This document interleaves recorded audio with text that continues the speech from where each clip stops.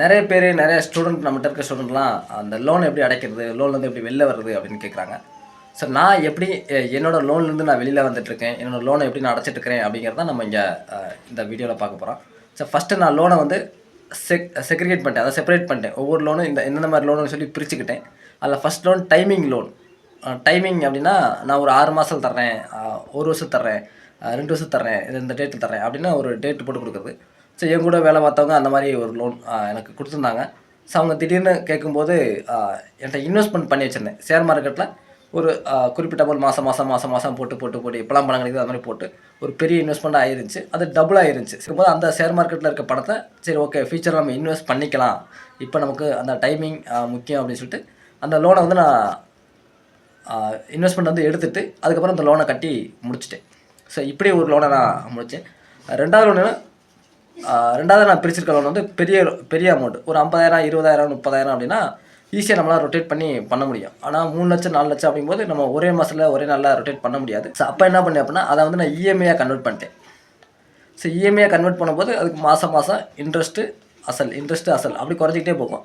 பெரிய அமௌண்ட் நமக்கு அவங்களுக்கு முடிஞ்சிடும், நமக்கு இங்கேயும் ப்ரெஷர் குறைஞ்சிடும் அப்படின்னு சொல்லிட்டு அந்த மாதிரி பண்ணியாச்சு. அதாவது பெரிய லோனை வந்து நான் இஎம்ஐயாக கன்வெர்ட் பண்ணியாச்சு. 3வது லோன் பார்த்திங்க அப்படின்னா ஹை இன்ட்ரெஸ்ட் லோன். எது அதிக வட்டி தர்றான், இப்போ 3 வட்டி, 4 வட்டி, 2 வட்டி. எனக்கு தெரிஞ்சு நம்ம ஸ்டூடெண்ட்லாம் வந்து 10 வட்டிக்கு வாங்கி கொடுத்துட்ருக்காங்க, ரொட்டேட் பண்ணுறாங்க. பிஸ்னஸ்க்காக 10 வட்டி 15 வட்டி வாங்குறாங்க. இல்லை நம்ம ஸ்டூடெண்ட் வந்து ஒருத்தவங்கிட்ட பணம் வாங்கியிருந்தாங்க, அவங்களுக்கு வந்து 3 வட்டி கொடுத்துட்டு இருந்தாங்க. ஸோ திடீர்னு அவங்க 3 வட்டி கொடுக்கும்போது என்ன பண்ணிட்டாங்க அப்படின்னா அவங்களுக்கு கொடுக்கணுமே அப்படின்ட்டு 10 வட்டிக்கு 15 வட்டி கடன் வாங்கி மறுபடியும் கொடுக்குறாங்க. ஸோ இந்த மாதிரி ஹை இன்ட்ரெஸ்ட்டாக போகும். நான் வந்து ஹை இன்ட்ரெஸ்ட் வந்து என்னோடய லோன்லேயே வந்து 2 பைசா வட்டி தான் ஹை இன்ட்ரெஸ்ட்டாக இருந்துச்சு. ஸோ அதை நம்ம மாற்றணும்னு சொல்லிட்டு ₹1 30 பைசா வட்டி, ₹1 20 பைசா வட்டி, அந்த மாதிரி வட்டியை குறைக்கிற லோனாக நான் கன்வெர்ட் பண்ணிட்டேன். இது 3வது டைப்பு. ஃபஸ்ட் டைம் டைமிங்கில் அடைக்கிறதுக்காக நம்ம பண்ணுற லோன் நான் பிரிச்சுட்டேன். 2வது பிக் லோன், பெரிய லோனு. ஸோ பெரிய அமௌண்ட்டாக இருக்கிறத அதை எப்படி குறைக்கலாம் அப்படின்னு பார்த்தாச்சு. 3வது ஹை இன்ட்ரெஸ்ட் லோன்னா லோ இன்ட்ரெஸ்ட்டுக்கு எப்படி மாற்றலாம் அப்படிங்கும்போது அது ஒரு விஷயம் பண்ணியாச்சு. அடுத்து வந்து இன்ட்ரெஸ்ட் இல்லாமல் ஒரு சிலர் நான் நம்பிக்கையின் பேரில் அந்த பழக்க வழக்கத்துக்காக கொடுத்துருப்பாங்க.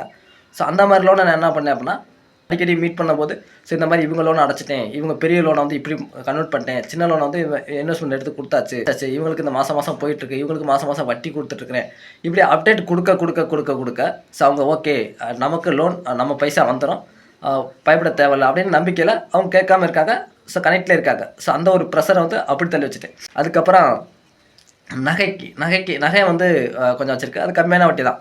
ஸோ அதை என்ன பண்ணுவேன் அப்படின்னா இப்போ என் ஃப்ரெண்டு ஒருத்தர் இருக்காங்க, நகைக்கு வருஷத்துக்கு ஒருக்க வட்டி கட்டுற மாதிரி இருக்கும். போவாங்க, ₹1,00,000 ஒரு 15 லட்ச ரூபா 10 லட்ச ரூபாய்க்கு மேலே நகை இருக்குதுன்னு வச்சுக்கோங்க. அவங்க என்ன பண்ணுவாங்க அப்படின்னா போவாங்க, 3 லட்சம் நகை இருக்குது, இந்த வட்டி வந்து ஒரு 20,000 வந்துருச்சு அப்படின்னா 3,20 வச்சுருங்க, 3,30 வச்சுருங்க அப்படின்னா எவ்வளோ வட்டியோ அதை மறுபடியும் வச்சு அந்த வட்டியை கட்டி வந்துடுவாங்க. ஸோ அப்படி எக்ஸ்ட்ரா கட்டிட்டு வரும்போது நம்மளோட லோன் வந்து அதிகமாகிட்டே போகும், நம்மளோட பிரின்சிபல் அமௌண்ட் வந்து அதிகமாகிட்டே போகும். ஸோ நான் என்ன பண்ணேன் அப்படின்னா ஸோ இந்த மாதம் வர சொல்கிறாங்க, லோனு இன்ட்ரெஸ்ட் கட்டுறதுக்கு வர சொல்கிறாங்க, திருப்பி வைக்க சொல்கிறாங்கன்னா நான் இருக்கிற இங்கேருந்து இன்ட்ரெஸ்ட் அமௌண்ட்டை கொண்டு போயிடுவேன். அங்கே இருக்கிற அமௌண்ட்டை அப்படியே மாற்றி வச்சுட்டு எக்ஸ்ட்ரா அமௌண்ட் இருக்கோ அதை வந்து பிரின்சிபலாக கொஞ்சம் குறைச்சிட்டு வந்துடுவேன். ஸோ அப்போ அது ப்ரெஷர் கிடையாது, ஆனால் என்னோடய லோன் வந்து கொஞ்சம் குறைஞ்சிட்டு இருக்குது, அதிகமாகாமல் இருக்குது. அது ஒரு பெரிய விஷயம். அங்கே என் ஃப்ரெண்ட் என்ன பண்ணுறாங்க அப்படின்னா வருஷத்துக்கு 2% வந்து இன்க்ரீஸ் ஆகிட்டே இருக்குது. ஸோ இப்போ லோன் அதிகமாகிட்டே இருக்குது அப்படிங்கிறது கன்ஃபார்ம் ஆச்சு. அந்த இடத்துல நான் லோனை குறைச்சிட்டு இன்ட்ரெஸ்ட்டையும் மெயின்டைன் பண்ணிட்டு வர்ற ஒரு விஷயத்தை நான் ஃபாலோ பண்ணேன். இப்படியெல்லாம் லோனை பண்ணிகிட்டு இருக்கும்போது இதில் அப்படியே சைட் பை சைடாக நான் என்ன பண்ண ஆரம்பிச்சிருக்கேன்னா ஃபஸ்ட்டு என்னோடய இன்கம் சேலரி வந்து எங்கே கம்மியாக இருக்குது அதை வந்து அதிகமாக அடுத்த ஜாபுக்கு போக ஆரம்பிச்சிட்டேன். இதை விட அதிகமாக எங்கே கிடைக்குது அப்படின்னு அடுத்த ஜாபுக்கு போக ஆரம்பிச்சிட்டேன். அதோட என்னோடய இன்கம் வந்து அதிகமாச்சு. 2வது என்னோடய வீட்டில் என்னோடய ஒய்ஃப் வந்து அவங்களுக்குன்னு ஒரு இன்கம், அவங்களும் வேலைக்கு போக ஆரம்பித்தாங்க. ஸோ 2 இன்கம் ஆயிடுச்சு. 3வது ஒரு இன்கம் வீக்லி 2 வர்ற மாதிரி ஒரு இன்கம் நான் ரெடி பண்ண ஆரம்பித்தேன். அதை ரெடி பண்ணிகிட்டே இருக்கேன். அது இப்போ ஸ்டார்ட் ஆக ஆரம்பிச்சிச்சு. இப்போ ஒரு வாரத்தில் 4,000 8,000 ஸோ இந்த மாதிரி வர ஆரம்பிச்சிருச்சு. அது ஒரு இன்கம் ஸ்டார்ட் ஆச்சு. அடுத்து 4வது இன்கம் வந்து பார்த்திங்க அப்படின்னா அதாவது 6 மாதத்துக்கு ஒரு இன்கம் வர்ற மாதிரி அப்படியே ஒரு விஷயம் ரெடி பண்ணி அதுவும் பண்ணிகிட்டு இருக்க ஆரம்பிச்சிட்டேன்.